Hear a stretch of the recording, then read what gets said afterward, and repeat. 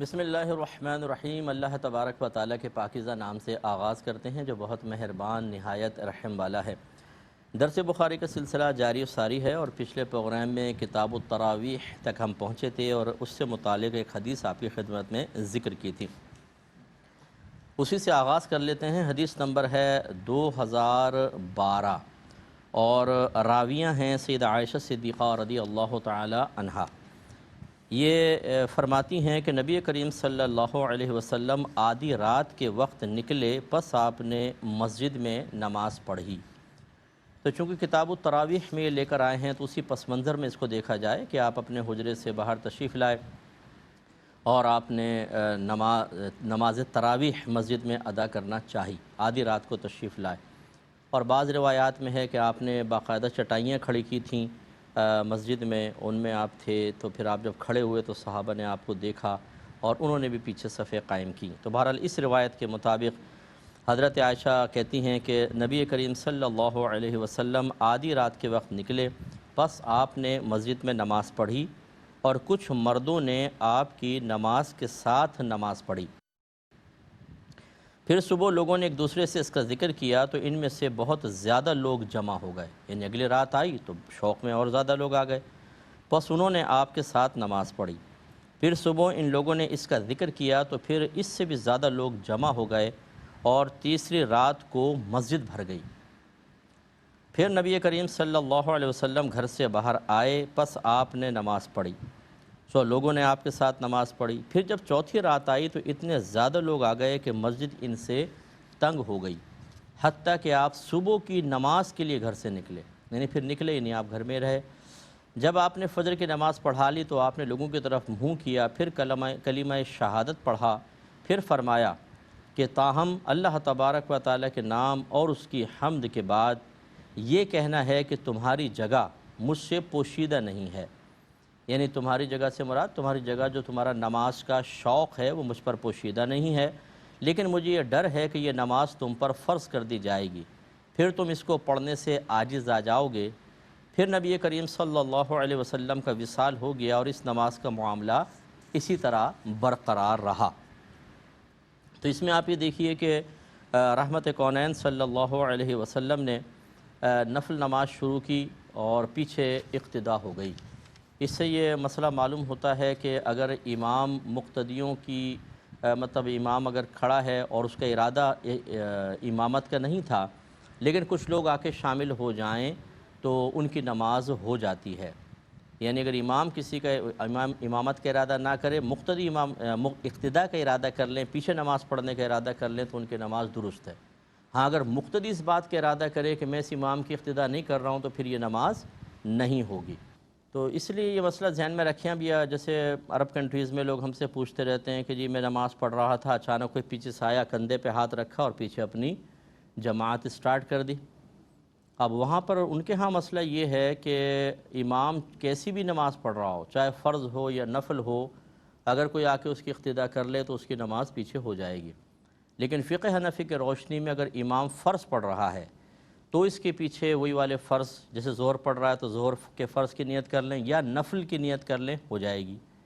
لیکن اگر امام نفل پڑھ رہا ہے یا سنت موقدہ یا غیر موقدہ پڑھ رہا ہے اور کوئی شخص پیچھے سے آ کر اس کی اقتداء فرض کی کر لے تو اس کی نماز نہیں ہوگی۔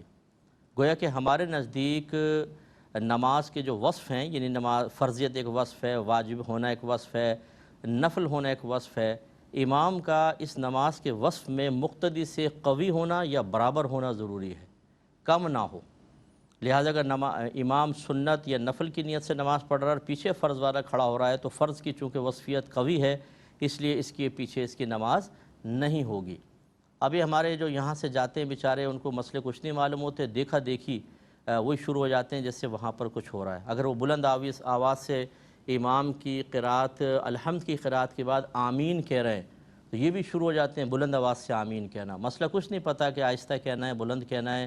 کیوں دنیا کے اندر لاکھوں حنفی امام کی جہری قرات کے باوجود بلند آواز سے آمین نہیں کہتے ہیں، آہستہ کہتے ہیں؟ وہ سمجھتا ہے سارے پاگل کھڑے ہوئے ہیں اور یہ تو یہاں پر دیکھو حرم کے اندر ایسا ہو رہا ہے۔ پھر وہ ہوتا ہے، بیماری ایسی ہوتی ہے کہ واپس آنے کے بعد اگر کہیں وہ حنفی مسجد میں نماز پڑھ رہا ہے اور امام صاحب نے الحمد ختم کی، سارا مجمع خاموش ہوگا، یہ کہے گا بلند آواز سے آمین۔ تو بس وہ ایک تو یہ بھی شوق ہوتا ہے، کچھ نفس کی ایک چال ہوتی ہے ثابت کرنے کے لیے کہ بھئی میں سعودی عرب سے واپس آیا ہوں، وہاں پر ایسے ہی ہوتا ہے تو لوگ جان جائیں گے بھئی بلند آواز سے پڑھ رہا ہے۔ دوسرا یہ کہ یہ نہیں دیکھنا کہ بھئی کیوں ایسا ہو رہا ہے، اس کے پیچھے دلیل کیا ہے۔ کچھ لوگ اگر جہر سے آمین کہہ رہے ہیں تو کیوں کہہ رہے ہیں، اور جو ایک بڑا مجمع کثیر ہے احناف کا پوری دنیا میں، وہ آہستہ کہہ رہا ہے تو کیوں؟ تو اس لیے ان مسائل کو سیکھنا چاہیے۔ خلاصہ کلام یہ ہے کہ بہرحال اگر کوئی امامت کرنے کھڑا ہو گیا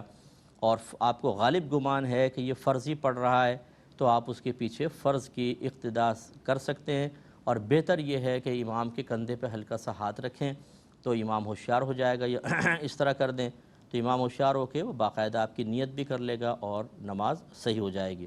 تو اب یہ ہوا کہ نبی کریم صلی اللہ علیہ وسلم تو اپنی نماز پڑھنے کھڑے ہوئے، لیکن کچھ مقتدی پیچھے کھڑے ہو گئے تو رحمت کونین صلی اللہ علیہ وسلم نے ان کو بعد میں منع نہ فرمایا، اور 3 دن تک ایسا ہی ہوتا رہا۔ تیسرے دن 3 دن ہوتا رہا، تیسرے دن مسجد بھر گئی ہے، یہ سیدہ عائشہ صدیقہ رضی اللہ تعالی عنہا کا مشاہدہ ہے، اور چوتھے روز فرماتی ہیں کہ مسجد ہی تنگ ہو گئی۔ لیکن اس دن تو خیر سرکار نے نماز نہیں پڑھائی، لیکن آپ اس سے جذبہ دیکھیے، یہ نفل نماز تھی، فرسٹ ٹائم سٹارٹ ہوئی تھی، ابھی سرکار نے اس کا کوئی حکم تو بیان نہیں فرمایا تھا تراویح کا، لیکن سرکار نے ایک دن پڑھی، وہاں پہ موجود لوگ جو تھے جو تہجد پڑھنے کے لیے مسجد میں آئے تھے، وہ آپ کے ساتھ شامل ہونے کی سعادت حاصل انہوں نے کی، اور پھر جا کے دوسروں کو بتایا۔ تو شوق میں اپنی نیندیں قربان کر کے، یا ہو سکتا ہے وہ گھروں میں تہجد پڑھتے ہوں تو وہ مسجد میں آئے، اور اس کے بعد تیسرے دن پوری مسجد بھر گئی۔ یہ نفل نماز کا جذبہ ہے، تو فرض کا عالم کیا ہوگا، واجب کا شوق اور ذوق کیا ہوگا۔ اور ایک ہم لوگوں کی صورتحال ہے کہ ہم بہانے تلاش کرتے ہیں کہ کسی بھی طریقے سے فرض نماز سے بھاگا جائے، نوافل تو دور کی بات، فرض نماز سے۔ کوئی کہے گا کپڑے ناپاک ہیں، کوئی کہے گا یار میں پاک نہیں ہوں۔ پاک نہیں تو پاک ہو نا۔ جس گھر میں کتا تصویر یا حالت جنابت میں کوئی شخص، اس گھر میں تو رحمت کے فرشتے نہیں آتے۔ ہمارے گھر کی بے برکتیاں تو بعض اوقات ان چیزوں کی وجہ سے ہوتی ہیں۔ اور پھر کپڑے ناپاک، ایک مومن کے کپڑے ناپاک، کہ تم ناپاک کپڑے پہن کے کیوں گھوم رہے ہو؟ بھائی پاک کرو نا ان کپڑوں کو، ناپاک کپڑوں میں اب تم نماز کے قابل نہیں ہو۔ یا پھر یہ ہیلا بہانہ ہوتا ہے سامنے والے کو خاموش کروانے کے لیے، یار میں تو ابھی ناپاک ہوں، اب آپ کہہ نہیں سکتے یار تم نماز پڑھو۔ اس طرح کپڑے ناپاک ہیں، اچھا یہ بھی نہیں پتہ کہ ناپاکی کی مقدار کتنی ہو اس کے تو اس میں نماز ہو جاتی ہے، اور کتنی ہو تو ہو جاتی ہے لیکن واجب العیادہ ہوتی ہے، اور کتنی ہو کہ اس سے شروع ہی نہیں ہوتی نماز۔ یہ میں پوری تفصیلیں یہاں پہ ذکر کر چکا ہوں، لیکن معلوم کچھ نہیں ہوتا۔ اچھا سامنے والا بھی چونکہ بیچارہ اسی لیول کا علم رکھتا ہے، اس کو تھوڑا سا کہتے ہیں میرے کپڑے ناپاک ہو، کہتے ہیں ہاں چلو اچھا ناپاک ہے، اب تو ہم کچھ کہہ ہی نہیں سکتے۔ اگر ہم جیسا ہو نا کوئی تو وہ پوچھے گا کہ اچھا ناپاکی کیا ہے، پہلے تو یہ بتاؤ، کتنی مقدار میں لگی ہوئی ہے یہ بتاؤ، اور تمہیں کیسے پتہ چلا ناپاکی لگی ہوئی یہ بتاؤ۔ سارے ہم لوگ انٹرویو کر کے اور اس کے پھر نکال لیں گے خلاصہ۔ تو خلاصہ کلام یہ ہے کہ بہرحال ہم ہیلے بہانے کر کے سامنے والے کو مطمئن کر سکتے ہیں، اس کی زبان بند کروا سکتے ہیں، اس کو خاموش کروا سکتے ہیں، لیکن کیا اللہ کو دھوکہ دینا ممکن ہے؟ کیا بروز قیامت اللہ تعالیٰ کی بارگاہ میں جا کر اس طرح کے ہیلے بہانے کرنے سے ہمیں نجات مل جائے گی؟ یا اپنے آپ سے سوال کرے، انسان آئینے کے سامنے کھڑے ہو کر سوال کرے۔ آپ غور کریں، وضو کر کے دیکھیے، زیادہ سے زیادہ 2 منٹ، اس سے اوپر نہیں جائے گا، اور تیز رفتاری سے کریں تو 1 منٹ میں آرام سے وضو ہوتا ہے، بالکل آرام سے ہوتا ہے، اور اچھا کامل وضو۔ اور اس کے بعد آپ اگر آ کے 4 رکعت نماز بھی پڑھتے ہیں، اگر آپ انفرادی طور پہ پڑھ رہے ہیں تو یہ بمشکل جو ہے بمشکل 5 منٹ لے گی۔ 2 منٹ کا وضو لگا لیں، 5 منٹ کی نماز، 7 منٹ اللہ کے لیے نکالنا کوئی پرابلم ہے ہمارے لیے؟ دوستوں کے لیے، بیوی بچوں کے لیے، کاروبار کے لیے، دیگر ایکٹیویٹیز کے لیے، اپنے نفس کے لیے پکنک پوائنٹس پہ کتنے گھنٹے نکال لیتے ہیں، اور یہاں 7 منٹ نکالتے ہوئے ہماری جان جاتی ہے، حالانکہ کھا رہے اسی رب کا ہیں،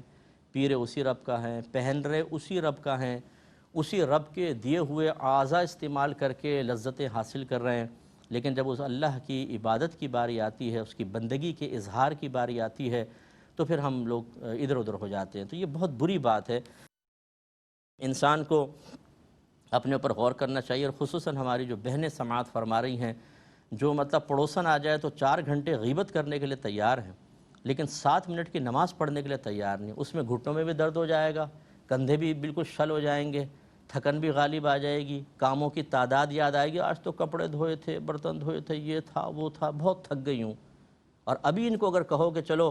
پکنک پوائنٹ پہ چلنا ہے، مہاراشٹر میں باہر کھانا کھلا لیتے ہیں، 2 منٹ میں دیکھیں کیسے تیار ہوتی ہیں، اور ان کے اندر ایسی چاق و چوبند ہو جائیں گی کچھ انتہا نہیں، عبادت کے نام پر بالکل پورا بدن زمین پہ گر جائے گا یا بستر پہ گر جائے گا۔ یہ غلط چیزیں ہیں۔ اللہ تبارک و تعالی ہماری نیتوں کے حال بھی جانتا ہے، ہمارے جسم میں کتنی طاقت ہے، کتنے نہیں، کتنی ہمت ہے، کتنے نہیں، کتنی عبادت ادا کر سکتے ہیں، کتنی نہیں۔ آپ کو مجھے شاید پتہ نہ ہو، اللہ تعالیٰ تو ذرے ذرے کا علم رکھتا ہے۔ اس لیے یہ میں بہنوں سے بھی گزارش کرتا ہوں، اس طرح کے ہیلے بہانے بالکل ہمارے لیے نافع نہیں ہیں۔ میری بہنیں بھی صحابہ کرام کے جذبے سے درس حاصل کریں کہ وہ مطلب پکے مسلمان، کامل ترین ایمان والے، نبی کریم صلی اللہ علیہ وسلم کے صحابی، اصحاب، سب جتنے بھی نبیوں کے ساتھی گزرے ان میں سب سے افضل یہ ہیں، اور قطعی جنتی، ہر صحابی جنت میں جائے گا انشاءاللہ، اور نبی کریم کی زیارتیں کر رہے ہیں، لیکن کچھ سستی نظر آ رہی ہے آپ کو کہیں پر؟ اور ہمارا حال دیکھ لیں، نہ عقیدے آتے ہیں، نہ کچھ آتے ہیں، ایمانیات بھی بس اللہ تعالیٰ ہمیں ہمارے ایمان کی حفاظت فرمائے، ورنہ ہم نے خود ایمان کی حفاظت کا کوئی اہتمام نہیں کیا ہوا۔ عقائد بمع دلائل شاید ہی کوئی مسلمان سیکھتا ہو، اور اس کے بعد پھر عمل ہمارے دیکھ لیں، رات دن گناہ، نیکیوں سے راہ فرار، کوئی نیک لوگوں کی صحبت میں نہ رہنا، بالکل سارے آوارہ اگر چرسی موالی، یہ ہماری بہنیں جو ہیں وہ بے نمازی عورتیں اور الٹی سیدھی غلط قسم کی باتیں کرنے والی اور فحش بکنے والی بعض اوقات عورتوں کی صحبتوں میں رہتی ہیں، اس کے باوجود مطمئن کتنے ہم لوگ؟ یہ ہے غلط رویہ۔ تو صحابہ کرام علیہم الرضوان کے جذبے سے ہمیں سبق حاصل کرنا چاہیے، تو وہ سب وہاں پر آئے اور مسجد بھر گئی، لیکن چوتھے روز سرکار تشریف نہ لائے، اور پھر آپ نے ارشاد فرمایا کہ اللہ کے نماز پڑھائی فجر کی۔ اب صحابہ کرام بیٹھے ہوئے ہیں، سرکار فجر میں تشریف لائے، اس کا مطلب اگر آدھی رات کو وہ آگے ہوں گے تو فجر تک ویٹ کرتے رہے مسجد کے اندر، اب آ جائیں سرکار، اب آ جائیں، اب آ جائیں، لیکن نہیں آئے، حتیٰ کہ فجر کا وقت آ گیا۔ ہو سکتا ہے بعض کا وضو قائم نہ رہا ہو، پھر ان کو جا کے دوبارہ وضو کر کے آنا ہوگا، لیکن ہم نے اور یہ ممکن بھی نہیں ہے، مطلب یہ کہ تصوراتی اعتبار سے اگر منقول نہ ہو تب بھی ہم تصور بھی نہیں کر سکتے کہ کسی صحابی کے دل میں یہ بات پیدا ہوئی ہو کہ یار آج تو اتنا ٹائم نکل گیا، بتا ہی دیتے کہ نہیں آنا ہے، ہم یہاں بیٹھے انتظار کر رہے ہیں، تشریف نہیں لائے، اور نماز فجر پڑھانے تشریف لے آئے۔ اعتراض تو ہو ہی نہیں سکتا تھا نا، یہ ہمارا مطلب یقین ہے، حسن ظن بھی نہیں، یقین ہے۔ تو اس سے ذرا درس حاصل کریں کہ اگر کوئی معظم دینی ہوتے ہیں، کوئی بزرگ ہیں، مفتی صاحب ہیں، کوئی عالم دین ہیں، اسی طرح آپ کے مسجد کے امام صاحب ہیں، وہ بھی عالم یا مفتی ہی ہوتے ہیں، یا کوئی شیخ ہوتے ہیں، پیر بعمل جو پیر ہوتے ہیں، ان کو کسی چیز میں اگر کوئی آپ کو دیر ہو جائے، آپ کو کوئی تکلیف پہنچ جائے، اب عجیب و غریب صورتحال ہے، امام صاحب اگر 1 منٹ لیٹ ہو جائے نا، 1 منٹ، وہ کتنے بڑے عالم، کتنے بڑے مفتی کیوں نہ ہو، یوں گھڑیاں دیکھیں گے، یار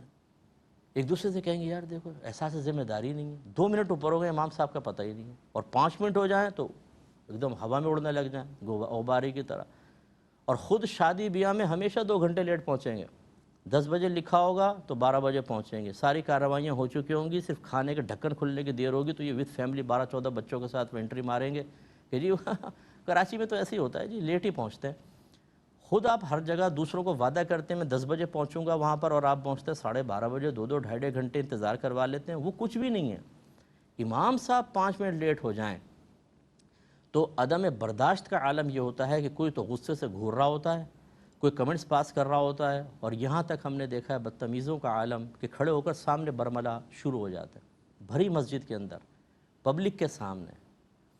اور اسی طرح کمیٹی کے ارکان ہوتے ہیں بعض جو امام صاحب کو معذرت کے ساتھ اپنا شاید پرائیویٹ ورکر سمجھتے ہیں، امپلائی سمجھتے ہیں، اور وہ سمجھتے ہیں کہ ہم لوگوں کے چندے سے اگر ان کو تنخواہیں دے رہے ہیں تو ان کو اب ڈانٹنا، ڈپٹنا، سب کے سامنے ذلیل کرنا، جھڑکنا شاید ہمارے لیے جائز ہو گیا ہے،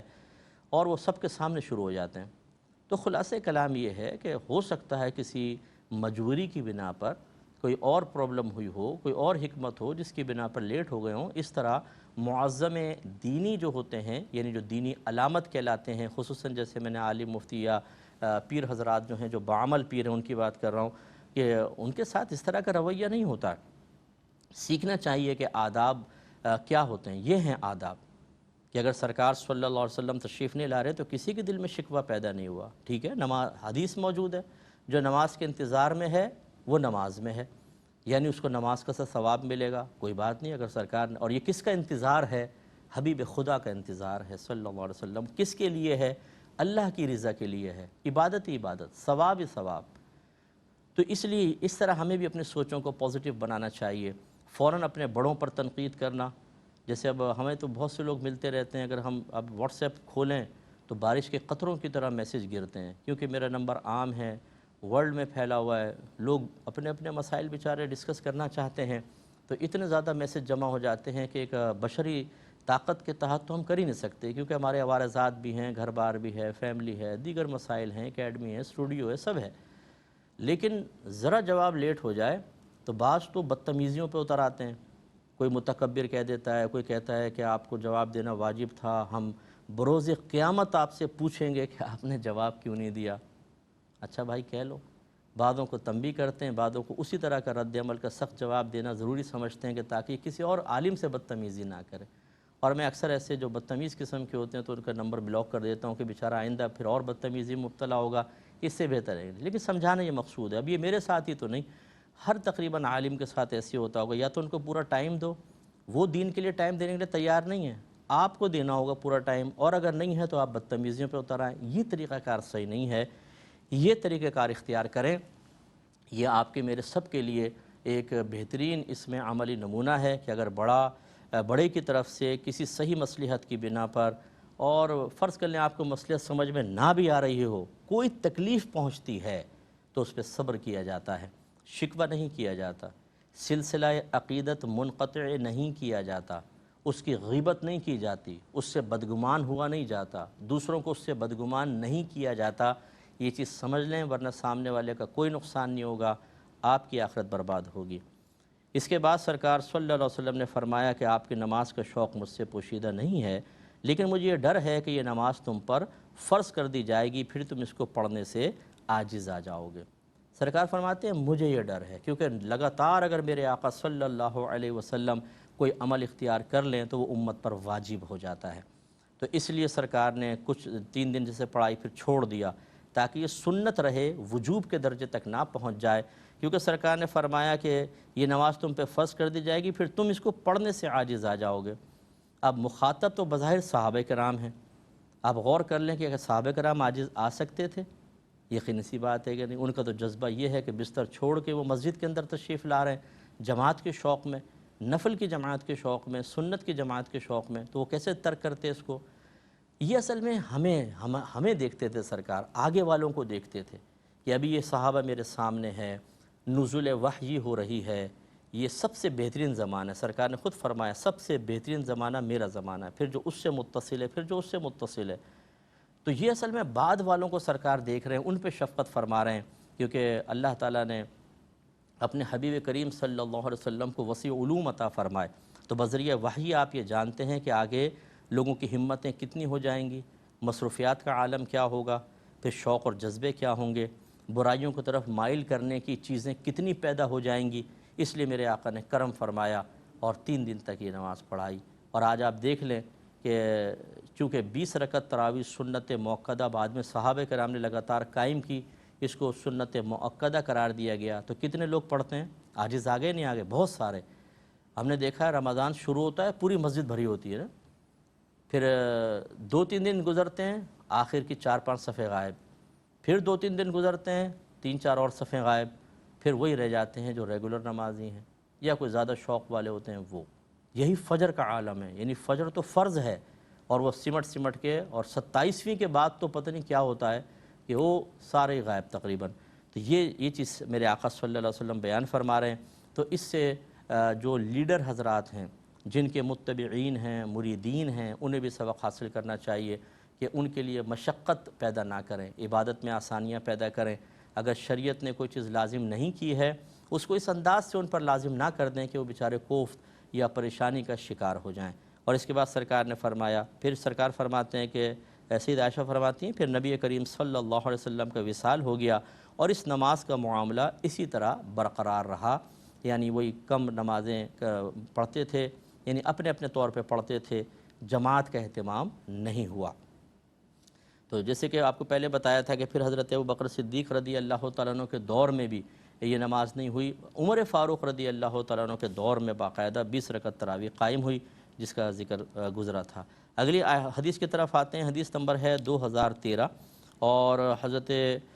ابو سلمہ بن عبد الرحمن بیان کرتے ہیں کہ انہوں نے سیدہ عائشہ صدیقہ رضی اللہ تعالی عنہا سے سوال کیا کہ رسول اللہ صلی اللہ علیہ وسلم رمضان میں کس طرح نماز پڑھتے تھے؟ ذرا غور سے دیکھیے گا، سیدہ عائشہ نے فرمایا رمضان ہو یا غیر رمضان آپ 11 رکعات سے زیادہ نہیں پڑھتے تھے، اور پھر فرمایا کہ آپ 4 رکعت پڑھتے، تم ان کے حسن اور طول کو نہ پوچھو، یعنی کتنی خوبصورت نماز تھی اور کتنی اس کی معتدل طوالت تھی اس کے بارے میں نہ پوچھو، پھر آپ 4 رکعت پڑھتے، تم ان کے حسن اور طول کو نہ پوچھو، پھر آپ 3 رکعت پڑھتے۔ میں نے کہا کہ یا رسول اللہ آپ وطر پڑھنے سے پہلے سو جاتے ہیں؟